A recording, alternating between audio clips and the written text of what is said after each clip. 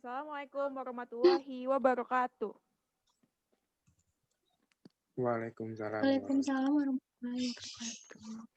Halo semuanya, perkenalkan kami dari kelompok 2 akan mempresentasikan tentang etos kerja bisnis dan publik. Sebelumnya kami akan memperkenalkan diri kami terlebih dahulu.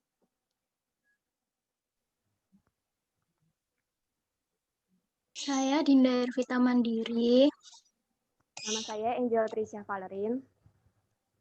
Nama saya Honita Rozin Anaftasya. Nama saya Muhammad Luki Jordan. Nama saya Nabita Sadira Putri Liwani.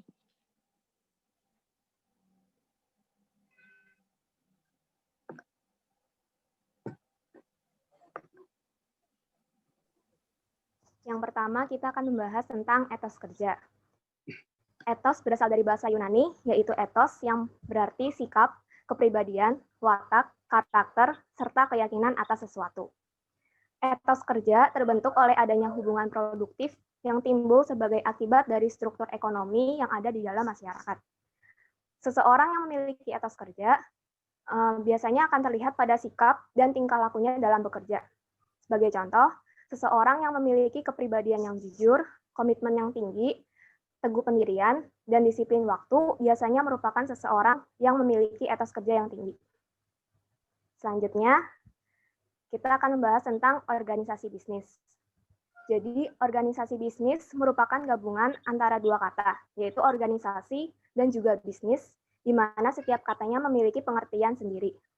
Menurut Griffin, organisasi adalah sekelompok orang yang bekerja sama dalam struktur dan koordinasi tertentu untuk mencapai serangkaian tujuan tertentu.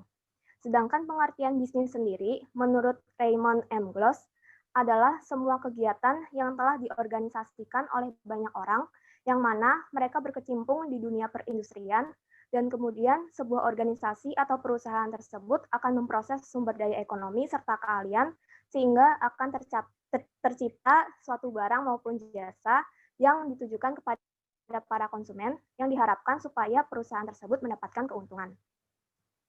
Dari pengertian tadi dapat dipahami bahwa motivasi utama dari didirikannya organisasi bisnis adalah untuk mendapatkan profit atau laba. Selain itu, ada juga beberapa tujuan lain dari organisasi bisnis ini, yaitu yang pertama untuk pengadaan barang atau jasa. Jadi maksudnya adalah organisasi bisnis bertugas untuk memproduksi barang atau jasa sesuai dengan bidangnya masing-masing, yang kemudian didistribusikan kepada konsumen sehingga konsumen dapat dengan mudah membeli atau mengkonsumsi barang atau jasa tersebut. Kemudian, untuk mencapai kesejahteraan pemilik faktor produksi dan masyarakat, di mana pemilik faktor produksi ini merupakan rumah tangga konsumen. Jadi faktor produksi ini akan digunakan oleh organisasi bisnis atau perusahaan untuk memproduksi barang atau jasa untuk memenuhi kebutuhan hidup manusia. Kemudian organisasi bisnis akan memberikan balas jasa berupa sewa, bunga, dan lain sebagainya. Kemudian untuk menciptakan lapangan pekerjaan bagi masyarakat, untuk menunjukkan eksistensi perusahaan dalam jangka panjang, untuk meningkatkan kemajuan dan pertumbuhan ekonomi masyarakat secara umum, karena organisasi bisnis ini dapat menyerap banyak tenaga kerja, dapat memberikan gaji kepada pekerja, dan menjamin keselamatan kerja bagi pekerja sehingga memberikan kesejahteraan bagi masyarakat. Dan yang terakhir, untuk menunjukkan prestis dan prestasi. Selanjutnya, terdapat beberapa fungsi organisasi bagi kelangsungan suatu bisnis, yaitu yang pertama, organisasi dapat berfungsi agar dapat memudahkan pemimpin dalam membuat sebuah perencanaan, di mana untuk merencanakan tersebut, organisasi bisnis ini memerlukan aset dan tenaga kerja karyawan dalam mencapai sebuah target baru. Kemudian, sebagai tempat untuk bertukar informasi antar sesama anggota. Sehingga dari organisasi ini, kita dapat memperoleh berbagai informasi penting yang mungkin dibutuhkan untuk kelangsungan hidup suatu perusahaan. Kemudian, untuk membantu mencapai target organisasi yang telah ditentukan. Jadi di dalam organisasi tersebut akan ada pengelompokan anggota menjadi satu grup sesuai dengan jabatannya. Kemudian dibentuk struktur sedemikian rupa dengan tugasnya masing-masing agar dapat mencapai target perusahaan. Kemudian organisasi juga dapat mengembangkan keahlian public speaking ke seseorang melalui penyampaian pendapat, berpidato, dan sebagainya. Fungsi selanjutnya untuk melatih jiwa kepemimpinan, di mana untuk melatih jiwa kepemimpinan ini tidak perlu memandang tinggi rendahnya jabatan seseorang.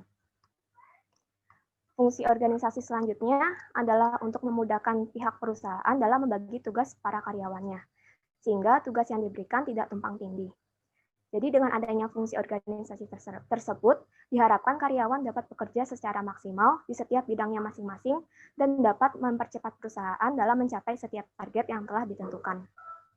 Kemudian, organisasi juga dapat membuat karyawan bekerja sama dengan karyawan lainnya yang sesuai dengan job desk yang diberikan kepadanya.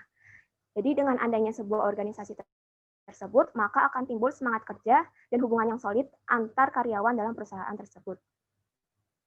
Fungsi yang terakhir, dapat membantu pemilik bisnis dalam melakukan perhitungan gaji karyawannya, yang dimana dalam perhitungan tersebut dilihat sesuai dengan beban kerja, tanggung jawab yang diberikan, dan sesuai dengan posisi jabatan karyawan tersebut. Jadi, dengan adanya organisasi ini, dapat membuat pemimpin dapat memperhitungkan gaji karyawan menjadi lebih efisien.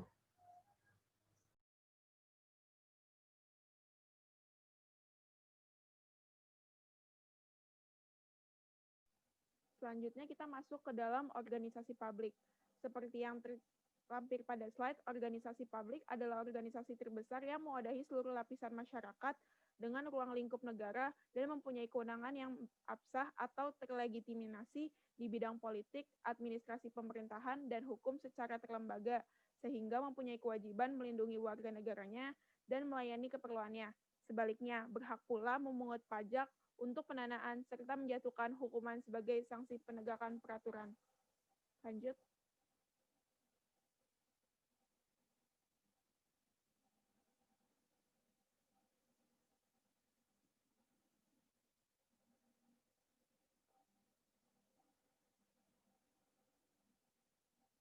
Oke.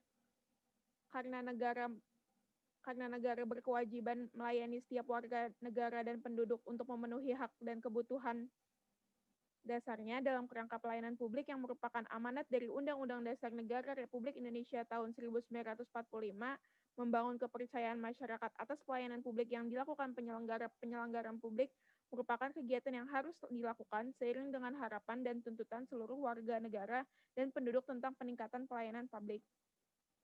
Selain itu, juga dapat dikatakan kalau organisasi publik ini adalah salah satu upaya untuk meningkatkan kualitas dan menjamin penyediaan pelayanan publik sesuai dengan asas-asas umum pemerintahan dan korporasi yang baik, serta untuk memberi perlindungan bagi setiap warga negara dan penduduk dari penyalahgunaan wewenang di dalam penyelenggaraan pelayanan publik, dilandasi dengan peraturan hukum yang mendukungnya. Upaya pencapaian tujuan pembangunan nasional, yaitu membangun masyarakat Indonesia seutuhnya, maka tidak dapat dielakkan lagi bahwa pentingnya pendirian organisasi publik dengan tugas dan fungsinya mewujudkan pelayanan publik yang ideal. Pendirian organisasi publik bertujuan secara optimal bagi peningkatan. Bisa di slide ke selanjutnya, Dinda. Oke, di sini terdapat 3 tujuan organisasi publik. Yang pertama itu ada kesejahteraan rakyat, karena pada hakikatnya pelayanan publik itu merupakan infrastruktur bagi setiap warga negara untuk mencapai suatu kesejahteraan. Yang kedua itu ada budaya dan kualitas aparat pemerintah untuk menjadi abdi bagi negara dan masyarakatnya, bukan sebagai negara penguasa terhadap negara dan masyarakatnya.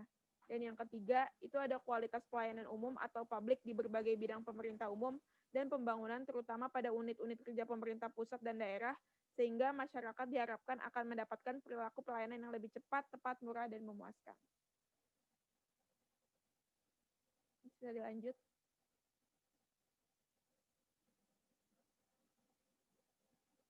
Bisa dilanjut. Ya. Selanjutnya, etika penerapan bisnis. Selama seperempat abad terakhir, dengan perkembangan industri telah membuat perubahan mendasar dalam tujuan demokrasi dan metode pemerintah. Berbagai elemen dikombinasikan untuk menghasilkan perubahan ini dengan meningkatkan defisit, mengatasi stagnation ekonomi, meningkatkan kesejahteraan. Selanjutnya, mengubah karakteristik pembangunan pasca Perang Dunia II. Pemerintah pada tahun 1970, 1980, dan 1990 kurang hierarki menjadi lebih terdesentralisasi dan pemerintah berperan sebagai aktor kebijakan dominan ke sektor swasta. Hal ini terwujud dalam good governance. Sejarah perkembangan good governance mulai dikenal secara dalam pada tahun 1990-an sebagai wacana penting yang muncul dalam berbagai pembahasan dan dipandang sebagai paradigma baru dan menjadi ciri yang perlu ada dalam sistem administrasi publik. Secara umum, governance diartikan sebagai kualitas hubungan antar pemerintah dan masyarakat yang dilayani dan dilindungi. Governance meliputi 3 domain, yaitu state atau negara, private sector atau sektor swasta, dan society atau masyarakat. Sehingga terjadi perubahan peranan pemerintah dari pemberian pelayanan kepada fasilitator dan perubahan kepemilikan dari milik negara ke milik rakyat.